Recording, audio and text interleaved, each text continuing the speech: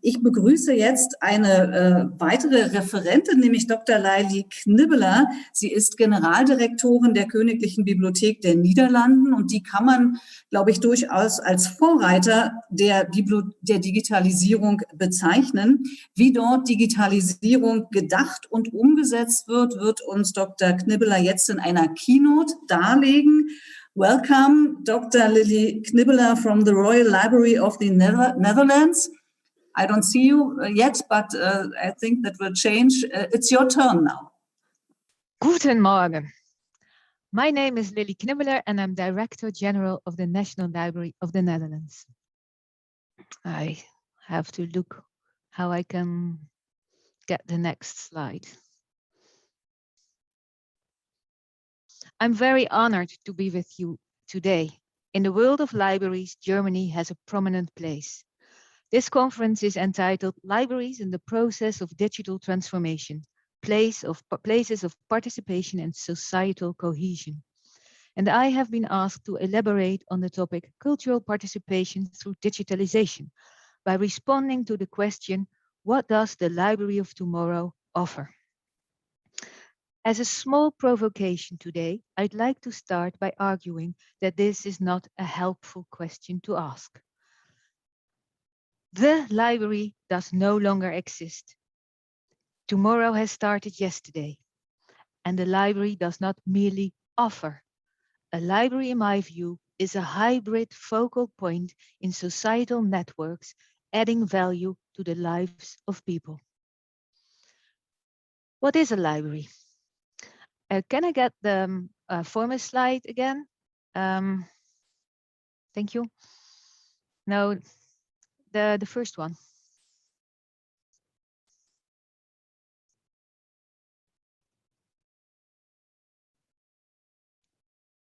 Yeah, and then the second. Thank you. I'll just say next then, when I have the next slide, okay? What is a library? Once in a while, I ask Google what a library is. Look at the options. You can either be classic or modern, a library at home or library designed, but all the images show beautiful spaces with books. And for many centuries, that is what libraries shared, being a space with books. Those books stood for other worlds. In research libraries, you could build on the ideas of others. In public libraries, you could read for personal development or for pleasure. Business libraries held what people needed to know for their work. National libraries collected the national documentary heritage. Life was not uncomplicated in the past, but libraries at least occupied a clear and stable position. They were respected institutes, places breathing higher education and civilization, and more recently, especially the last century, places instrumental in emancipatory education by housing thousands of books worth reading. The needs of the community the library served were reflected in the library building and on its bookshelves. However, the digital transformation has thoroughly messed up this neatly organized world. We have seen the huge impact that the digital transformation of society is having on people and organizations. This transformation is still in full swing.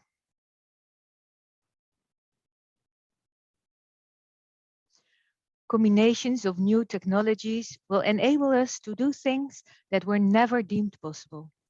The next decade will see a great expansion of information, as well as exciting new opportunities to be able to use this material, such as linked open data and artificial intelligence. And last but not least, we see other digital-born parties doing what the library did best, organizing the world's information, like Google, or giving access to the sum of human knowledge, like Wikipedia. Pictures of libraries still reflect the library as it used to be, a place that stores information, mostly in books, that can be accessed on-site and that can be used to study. We need to let go of these images of the past. The role of our institutions is not dependent on the shape and place of its buildings anymore. Next, please. Nowadays, we as librarians no longer hold responsibility for one library, the library on site, but for at least 2. Next to our characteristic spaces, which still have a role to fulfill, we need to take responsibility for a second library, the library online. In sum, and as a starting point, we have to realize that there are these 2 different and differing library paradigms with their own contexts and their own set of rules, their own dynamics, internal logic, their own pros and cons, mutually reinforcing, complementary, but not interchangeable. We are thus moving beyond the current form of the library to the function of it, both in a digital and in a physical space. And to know what we should do and in which space, we need to ask ourselves again, what did libraries do that we used to value them so much as a force for good in society? How do we move ahead in these changing times and stay true to our core and legitimacy, our why, as Sinek tells us always to start with? By trying to find new answers to the fundamental question, how does the library domain respond to the needs of the community? Next. At the beginning of this presentation, I would like to share 3 core principles which help us to develop as a national library in the digital age. Next, please. First, we believe that when we think about the transformation of libraries, about moving ahead with the times, we should start with people. People first. The library can add value at every stage of a person's life. Libraries serve communities. What do we do that enhances people's lives? From the moment parents read to a baby to when he or she learns to read, follows an education, becomes a researcher or someone who reads for pleasure or prefers to listen to audiobooks, a library can provide value, and we can provide that value better if we work together as libraries. The true value of a library lies in what happens to the person using it. As staff, as organizations, we are subservient to that person. Societal value lies in use of the library, not in pure subsistence. Next, please. And societal value can be achieved through physical as well as digital. It's not a question of either or. Digital is just another touch point for people. It is the user of the library who decides in which environment the library is relevant. At home, through the computer, on the road, on a mobile device, or on site. These different access points of the library demand different things of us. As for libraries, in my view, that inevitably means working together to meet the various and differing needs of people. Next, please. That brings me to our second principle, think and act in networks. Next. This is a major, no, a huge step, stepping away from the institution and serving its continued existence towards societal value, which is larger than any one institution can handle. In my view, libraries need to work together intensively with long-term commitment towards common goals and with other societal partners to provide relevance in an age that is increasingly volatile, uncertain, ambiguous, and complex. Next, please. This has everything to do with legitimacy. For the quality of the chain of public access to information and the organization's right to exist within that chain is no longer determined by the organization itself, but by their position in relevant networks. Thinking about organizational networks, it in this way is relatively new and easier said than done. Trust me, because it means putting societal value first and not your own institutional perspective and success. It means working together, often a bit slower than one could proceed alone. It means listening, making space, sharing assets, resources, and responsibilities, giving others a chance, and that is not necessarily the world we all grew up in. It's hardly about hierarchies anymore. nor about glory or power, but it's all about connecting and sharing and co-creating. I've come to realize that paradoxically, mere institutional thinking is one of the greatest threats to institutions at present and to societal impact in an interconnected world. Our society is built on institutional thinking and accountability. Our successes are measured by our key performance indicators and our grants by the key performance indicators of those who finance us.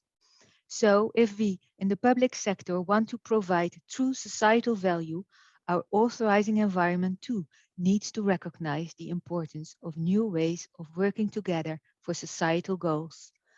Defining a goal together to address major societal challenges, bridging the digital divide or delivering trusted information and inspiring people, and defining clearly in what role each of us will contribute may help to overcome these formal barriers. Yes, please. And thus to set, contribute to, and achieve goals greater than our own. This is the future path we need to take, I believe. In line with this aim for societal value, we have sought to align our ambitions with goals greater than our own as a common denominator. The United Nations Sustainable Development Goals, the to-do list for humanity, provide an agreed-upon basis to work from. This is my third, more overarching principle to state. Next, please. As a national library, we have asked our staff and stakeholders to define with us to which sustainable development goals we could make a meaningful contribution. And we fully agreed on these four. As a national library in the Netherlands, we can contribute to public access to information, furthering literacy and science, and preserving our cultural heritage. Our environments may be different, the contexts all the more, but these goals are global. 2 years ago, we did the same exercise with all national libraries worldwide, represented in their Worldwide Council. And though the choices each national library made were not exactly the same, the shared frame of reference was of great help to discuss our goals and common ground.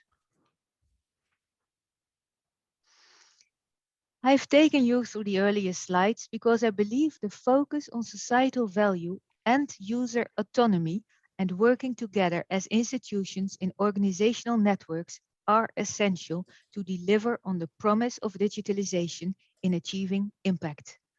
But that implies change.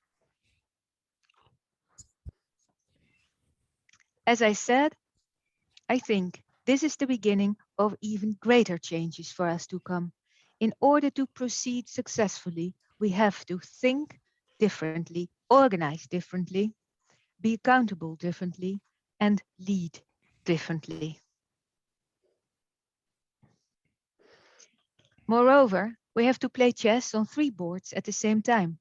We have to be aware of our social space, our community. We have to be aware of our digital space. How do we add value online? And we should, of course, not let our physical space slide. On the contrary, we can render that space even better into the communal, public, living, safe place of encounter, interaction, and dialogue communities are in need of. Thus, threefold, we definitely play our part in a mixed and complex world. Next, please. To further understand our library potential and to achieve that societal value in a volatile, uncertain, complex and ambiguous world, we have changed and must continue to change. Change is first and foremost an appeal to leadership. That means to be clear on what plane, on which chessboard a change is playing out.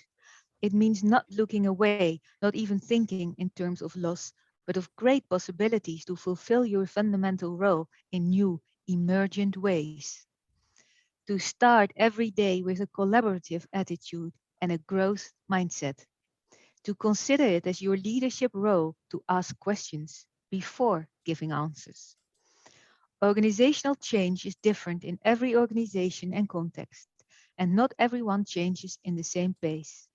But if we change, let's do it in a way that really makes a difference, putting people first, in a collaborative and networked way, connected to the to-do list of humanities.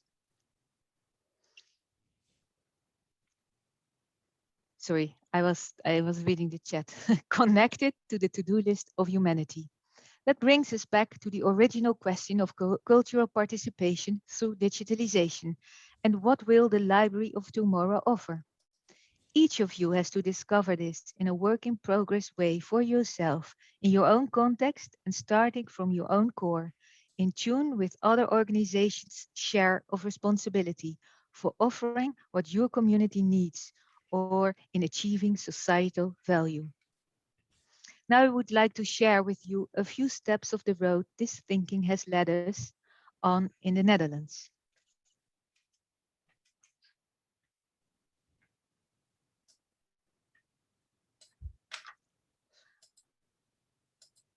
I will go into some examples of how my own organization tries to achieve societal value based on the SDGs in a networked endeavor.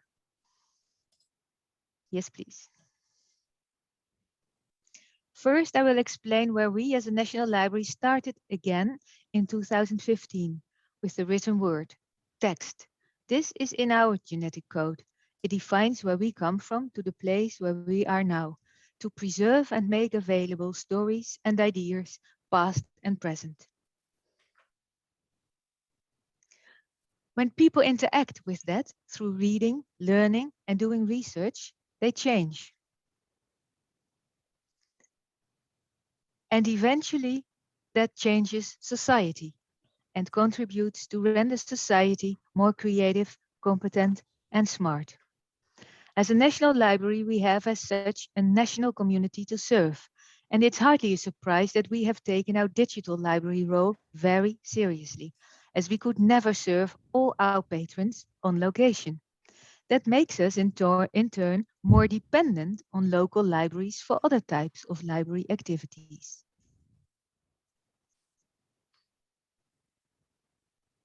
Next, please. Our network context is, compared to yours, relatively simple. In the Netherlands, we work as a national library with academic institutions and the 13 university libraries, traditionally our partners in supporting the scientific community. With the 5 largest heritage institutions, among whom the National Archives and the Institute for Sound and Vision, we take shared responsibility to foster the connected visibility, usability, and sustainability of digital heritage. And since 2015, the KB has a twofold legal role in the network of public libraries, in providing a digital public library for the Netherlands and in ensuring the viability of the network of public libraries. This enables us to work together towards complex goals like battling illiteracy and lack of digital skills. For every goal, I will now talk a bit about context, the interplay between institutions in serving the public, and challenges remaining. Oh, sorry. Go ahead, please.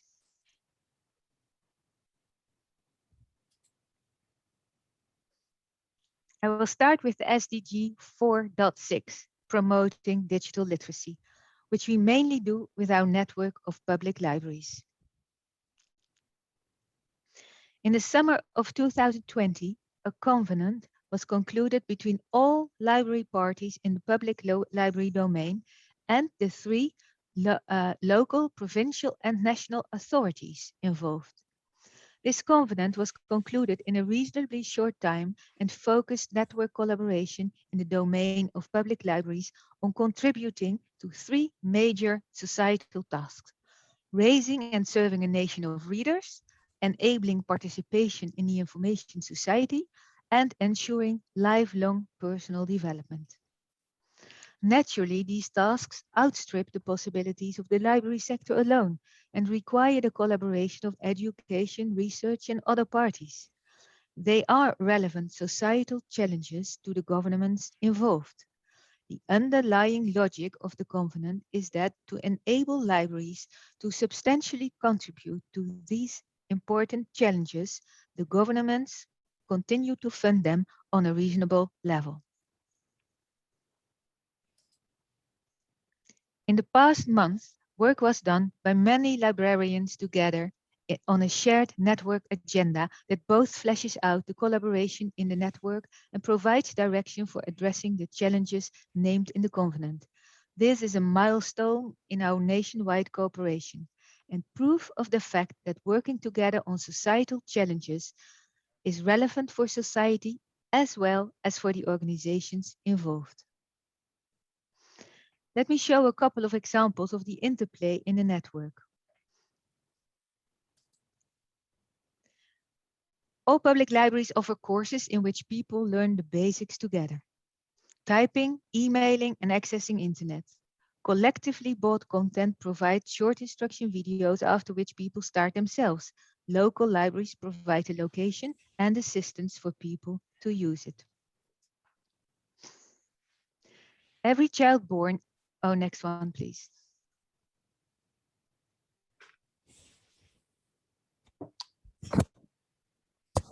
Every child born in the Netherlands is sent an invitation to pick up a suitcase containing a little tactile book and a library card through his or her parents at a local library. Next, please. People who have never learned to read properly and therefore drop out of school or immigrant get help locally to achieve higher proficiency in Dutch, aided by the modules developed on a national level. A digital initiative called the Knowledge Cloud brings together local communities and, online also, knowledge to discuss relevant societal themes like climate change or technology and create new knowledge by doing it so. Next, please. People with reading disabilities are served with materials on a national level, but can apply for access at every local library as well. And for visually impaired children, we offer special tactile books. And finally, at a national level, we offer more than 30,000 ebooks to read online with a library subscription. Every week, more than 100,000 loans are made. This number has risen strongly, by the way, during the COVID lockdown in the Netherlands and remains high, as does the popularity of our growing online audiobook service. The logic behind this is that maintaining a digital infrastructure is an effort that is better handled in one place than distributed over 154 organizations. This frees local attention for local issues and for reshaping the local library according to the local needs, and ensures the digital library is maintained from a digital perspective. For example, the well-known one copy, one user model has been successfully abolished in the online library in the Netherlands. Local patrons can evidently use the digital library as well. Reading may be mostly an individual experience, but sense-making definitely is not. Ideas do not gain traction by themselves. No one inventor changed the world. That means that we need to facilitate public spaces in physical and digital form to exchange views, to share experiences, to foster mutual understanding. Libraries can be the place where community goes to share meaning, to create new meaning. As such, it is a form of community glue, or rather an arena for democracy.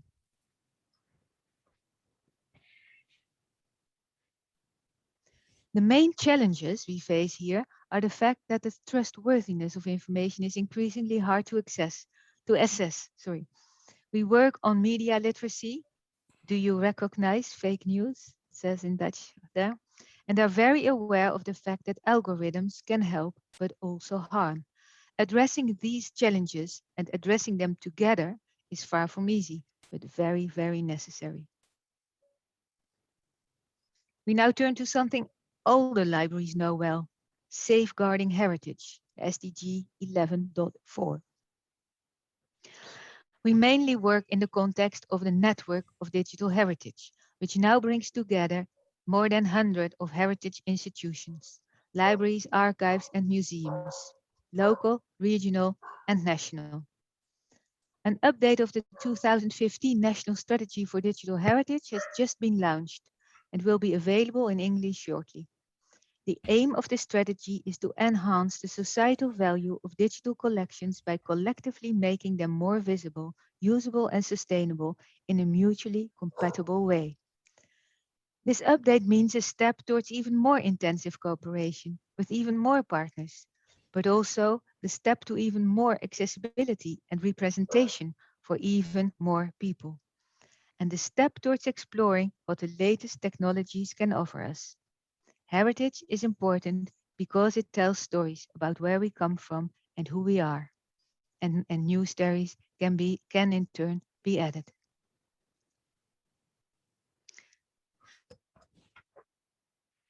I think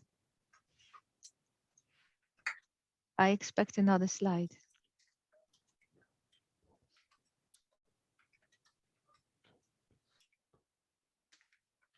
Then please the next one. Maybe the next. No, sorry, it's over there. Our physical collections remain well cared for and cherished, even celebrated, and thus continue to inspire new interactions. Last year, for example, our edition of Merian's famous Metamorphosis was used as inspiration by a dance choreographer. But online usage of our digitized collections has taken over here as well. Next, please. Digitized text in our service Delver, more than 100 million pages by now, originally for more than 100 institutions, are used by, meanwhile, a few millions of users. Next. We successfully promote digital heritage in education with our partners in the Dutch Digital Heritage Network. One of the things we are also working on in this context is a shared effort to preserving social media, and we are very aware of the importance of diversity and inclusion in preserving the stories of today for the future. Preserving has become a communal effort as well. And we do our best also in keeping our historical collections relevant today, for instance, with a very, very popular meme generator on our medieval manuscripts. Challenges we are still working on are mainly to do with artificial intelligence and 3D representation of heritage, alongside the mention I made of representation and diversity. Paintings, manuscripts, photos, videos, newspaper articles, heritage institutions have an enormous wealth of digitized collections. Artificial intelligence plays an important role in analyzing these collections and making them accessible. We have joined forces with important Dutch heritage partners, such as the Amsterdam Rijksmuseum in the Cultural AI Lab. Together, we will use the possibilities of AI for cultural research and make technology aware of cultural context. The parties will work closely with each other to develop AI tools that can be applied in the cultural heritage sector. The first 5 research projects will start in the coming months, including a study into the automatic detection of colonial terminology in collection data and a study into framing in online journalism. As you see, there is really little left that we do by ourselves or on our own. Next, please. Enhancing research, SDG 9.5. We work together with university libraries with whom we have a long history of collaboration. Next, please. And of course, with the large institutions in this area, our National Academy of Sciences, the Dutch Research Council, and the National Platform Open Science. Next, please. In the Netherlands, there are approximately 10,000 researchers in humanities and social sciences. For those that are interested in the large data sets that we have compiled over the years, we work in the common lab infrastructure for arts and humanities to enable them to do advanced computational humanities research, from sentiment mining to pattern recognition, funded by the Dutch Research Council. We continue to serve patrons in our reading rooms, especially those that need a tactile experience of handling books, like watermarks researchers. We offer an next, please. And one more. We offer an environment for experiment and exploration. We have researchers in residence working with research programmers to further our knowledge. What they produce is showcased in our lab, where we develop tools. The lab is staffed by an advisor, 2 curators for digital collections, and 2 research software developers. They work on genre classification through AI, look at automatic metadata, etc. Next, please. Another one. And last but not least, we collaborate in the national platform of our open science to achieve as much open content for as many people as possible. Interestingly, working together across institutions is sometimes harder when you have been used to working together from a different perspective, knowledge sharing or a shared service perspective in collaborative cataloging. But that is not the same network logic as building an organizational network around a complex societal challenge.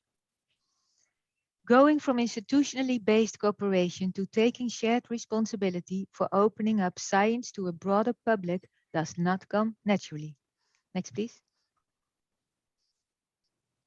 That was the opening up of science to a broader public. Next, please. Public access to information, the last of the 4 SDGs. This is SDG 16.10. Next, please. Together, these services for reading, researching, and learning ensure public access to information, one of the basic human rights. What we all have in common is that the performance of our task assignment changes under the influence of digitization. On the one hand, this provides the opportunity to give people access to public information through more channels and to use that opportunity to combat inequality.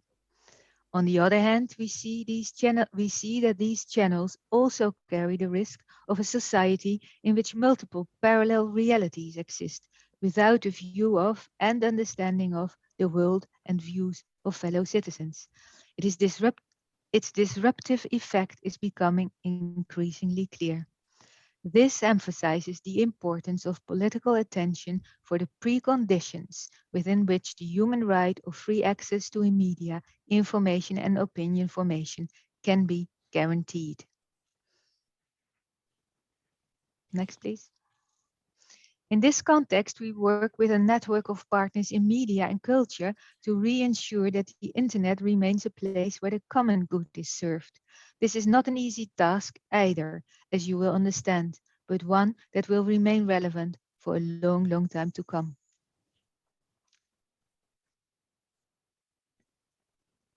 My conclusions: a focus on societal value, using the power of people and technology in networked collaborations is the key to continued relevance for libraries as a force for the good in society. Next, please.